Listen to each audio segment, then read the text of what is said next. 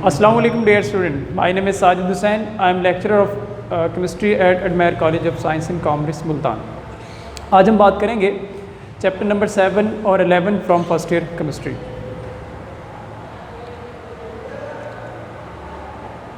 सबसे पहले हम बात कर लेते हैं मार्क्स कंट्रीब्यूशन की।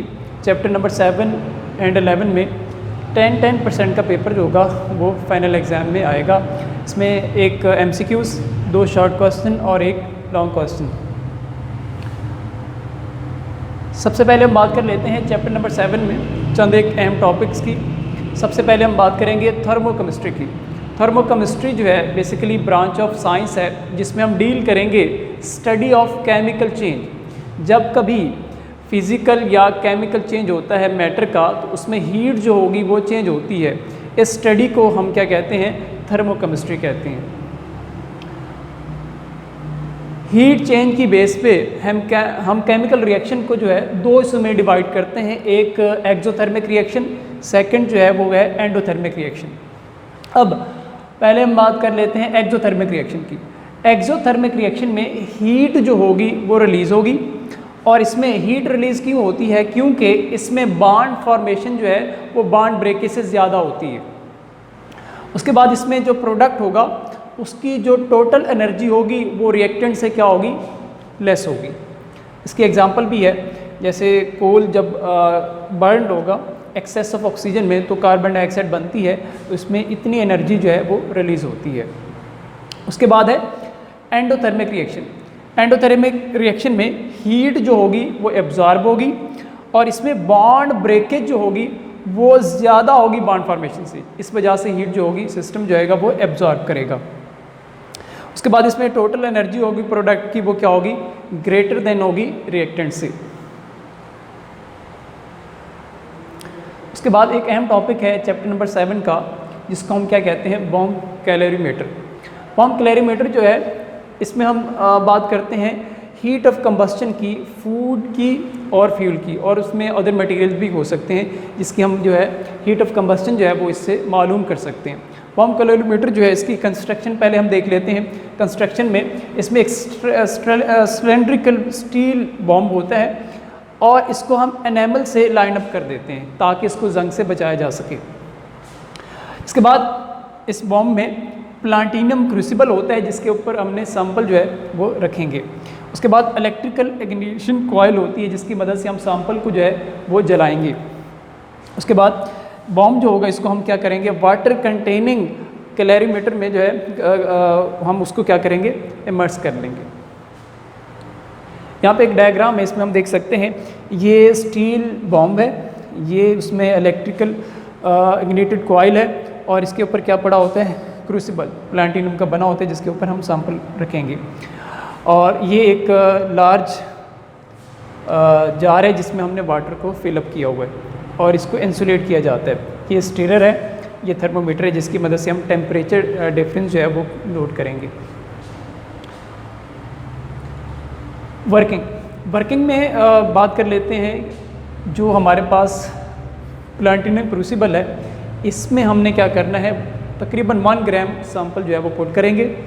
उसके बाद ऑक्सीजन की सप्लाई देनी है उस बॉम्ब में, तकरीबन 20 ATM की ऑक्सीजन देंगे। उसके बाद हम लेड जो है उसका क्लोज कर देंगे। उसके बाद उस स्टील बॉम्ब को हम जो है वाटर में डबो देंगे और उसका इनिशियल टेम्परेचर जो है वो नोट करेंगे with the help of thermometer.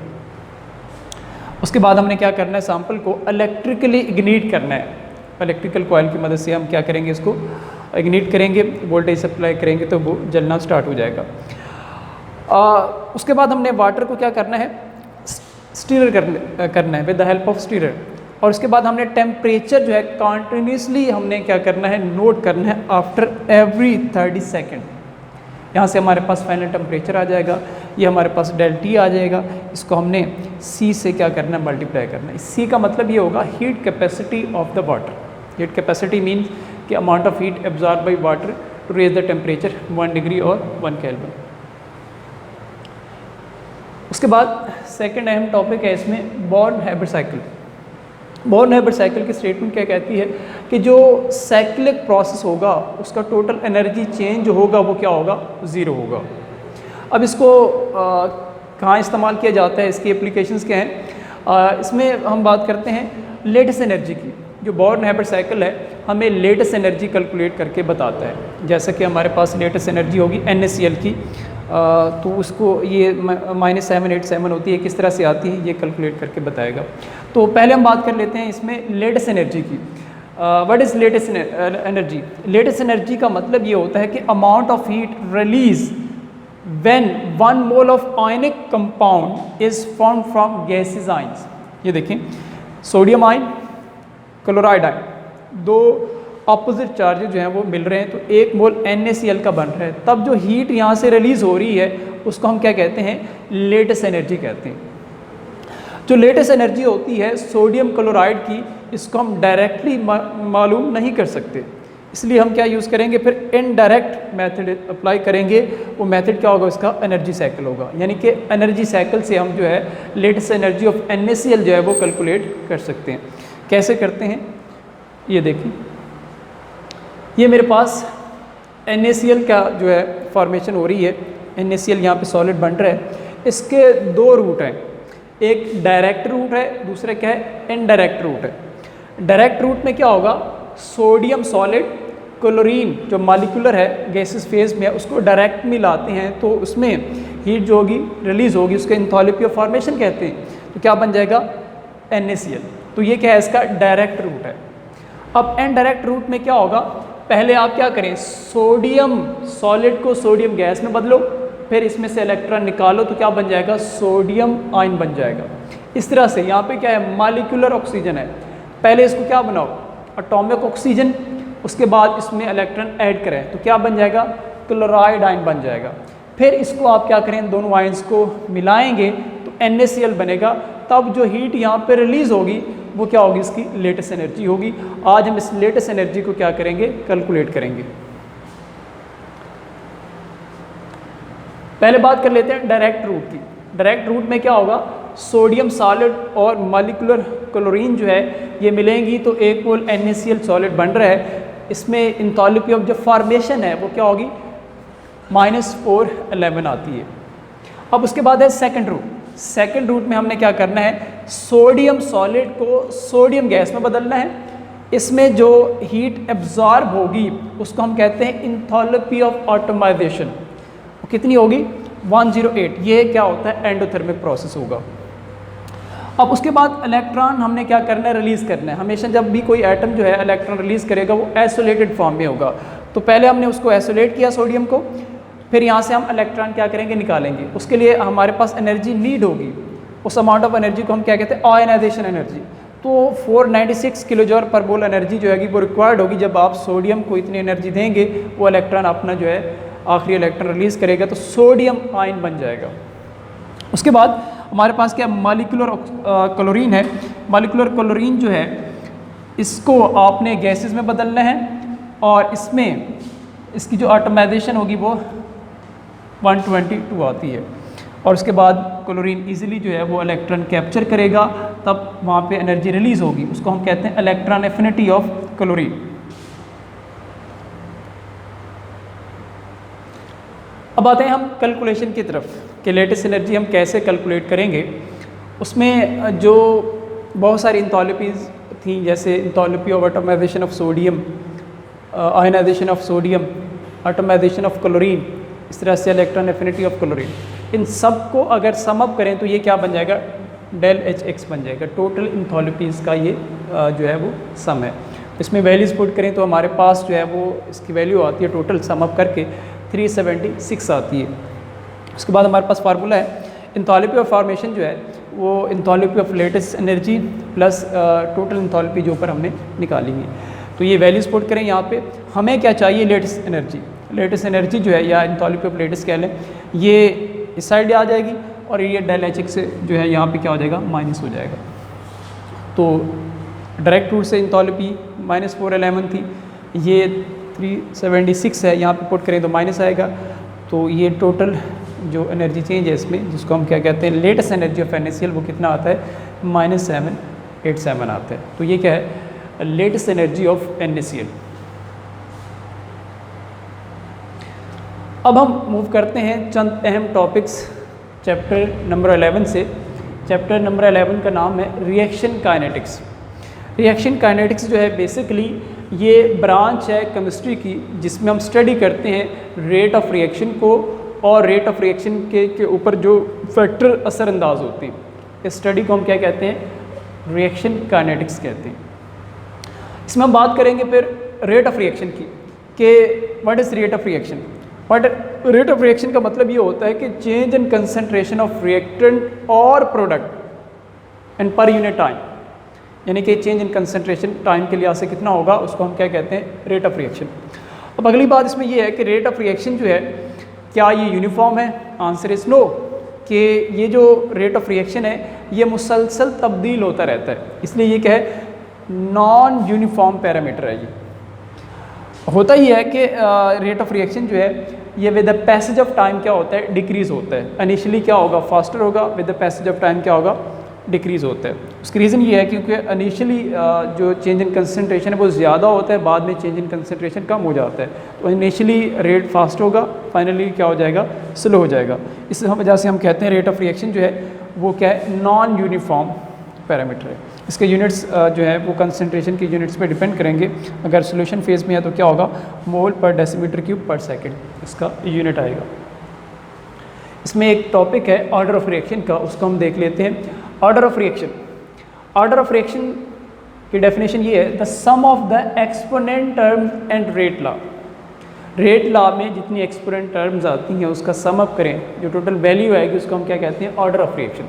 अब यहाँ पे थोड़ा सीख लेते हैं कि रेट लॉ क्या है। रेट लॉ बेसिकली एक रेट इक्वेशन होती है जो हमें ऑर्डर ऑफ रिएक्शन के बारे में बताती है। रेट लॉ बेसिकली एक्सपेरिमेंट से निकाला जाता है। तो इसका मतलब ये हुआ कि ऑर्डर ऑफ रिएक्शन जो है वो क्या है? एक्सपेरिमेंटल बेस्ड क्वांटिटी है। अब इसकी टाइप्स हैं। पहली टाइप क्या है? Zero order. सेकंड है फर्स्ट ऑर्डर, उसके बाद है pseudo first order, second order and third order. Order जो ऑफ रिएक्शन जो है वो अप टू 3 होता है और ये फ्रैक्शनल भी हो सकता है। तो पहले हम देख लेते हैं ज़ीरो ऑर्डर रिएक्शन को। ज़ीरो ऑर्डर रिएक्शन में जो रेट ऑफ रिएक्शन होगा, ज़ीरो ऑर्डर रिएक्शन का जो रेट ऑफ रिएक्शन होगा वो कंसंट्रेशन ऑफ रिएक्टेंट पे डिपेंड नहीं करेगा।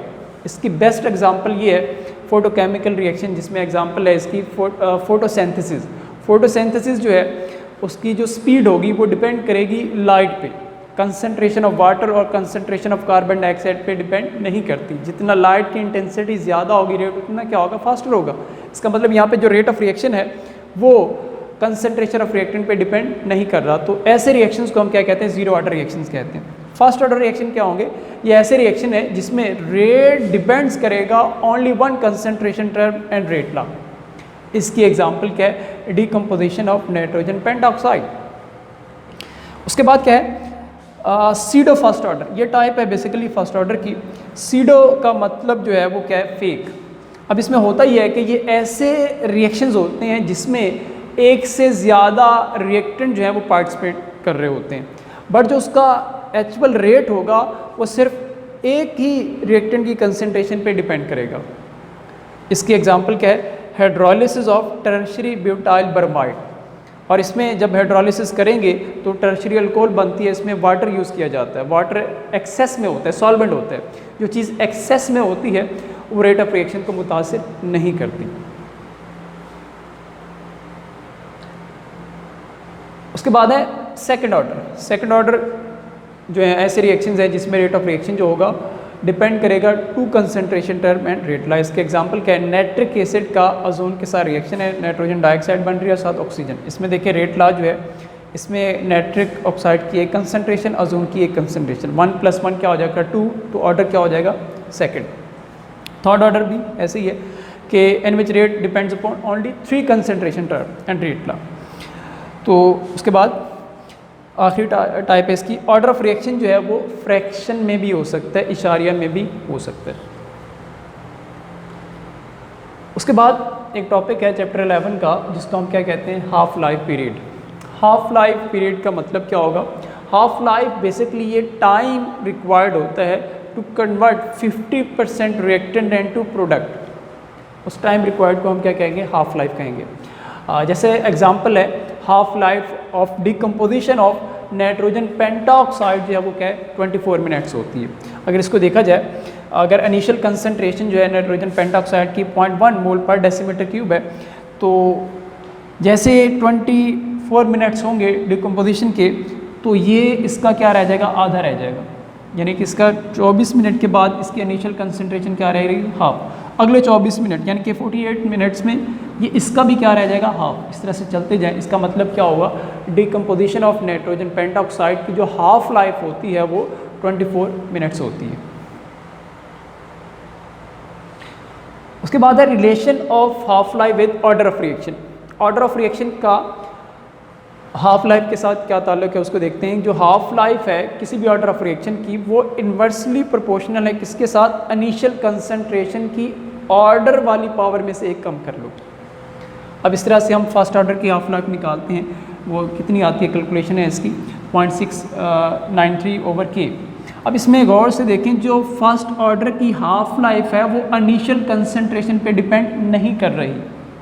उसके बाद सेकंड ऑर्डर की हाफ लाइफ 1/k के इक्वल होती है, थर्ड ऑर्डर की 1.5/k का स्क्वायर होता है। अब इसमें एक अहम शॉर्ट क्वेश्चन बनता है कि रेडियो एक्टिव डिके जो है हमेशा फर्स्ट ऑर्डर फॉलो करता है। क्यों? क्योंकि याद रख लो बेटा कि जो फर्स्ट ऑर्डर रिएक्शंस होती हैं उसकी हाफ लाइफ इनिशियल कंसंट्रेशन पे डिपेंड नहीं करेगी। जो कोई भी रेडियो एक्टिव एलिमेंट है उसकी जो हाफ लाइफ होगी वो भी इनिशियल कंसंट्रेशन पे डिपेंड नहीं करेगी। जितना मर्जी हो, 1 kg है तो उसका हाफ kg रह जाएगा हाफ लाइफ के बाद। इसका मतलब इनिशियल कंसंट्रेशन जितनी मर्जी हो उसने उसका हाफ ही करना है। इस वजह से रेडियो एक्टिव डिके जो है हमेशा फॉलो करेगा फर्स्ट ऑर्डर को।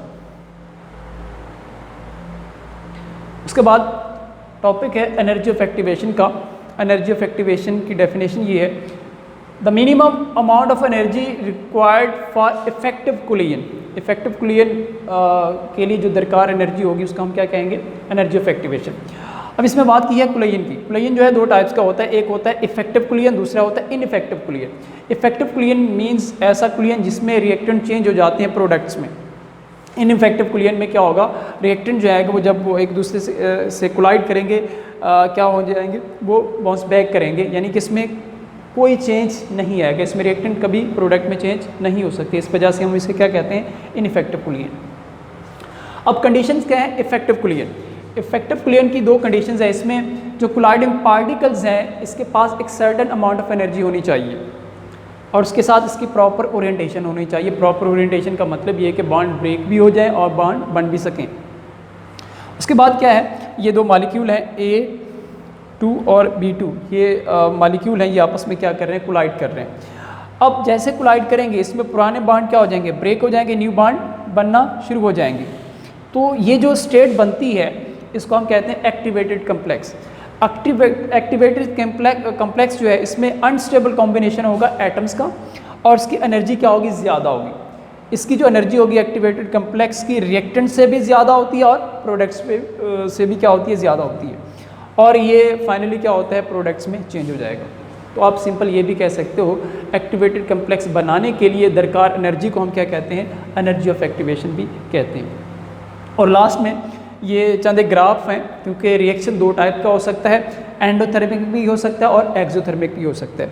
ये एनर्जी ऑफ एक्टिवेशन का एक ग्राफ है। ये है रिएक्शन एक्सोथर्मिक के लिए, ये रिएक्टेंट है, ये उसका एनर्जी ऑफ एक्टिवेशन को आप बैरियर भी कह सकते हैं। अब इसको मॉलिक्यूल क्रॉस करेंगे तो प्रोडक्ट बनेगी। यहाँ पे देखें जो प्रोडक्ट की एनर्जी है रिएक्टेंट से क्या है, कम है, जितनी वापरी थी उसने क्या कर दी, रिलीज़ कर दी। ये ग्राफ है एक्सोथर्मिक रिएक्शन का। उसके बाद क्या है एंडोथर्मिक रिएक्शन। एंडोथर्मिक रिएक्शन में क्या है, रिएक्टेंट जो है ये उसका एनर्जी ऑफ एक्टिवेशन है बिल्कुल। अब यहाँ पे क्या बन रहा है, product.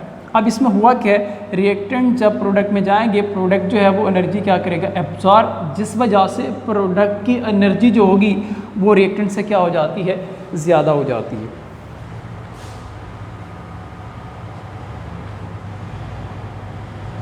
Thank you very much.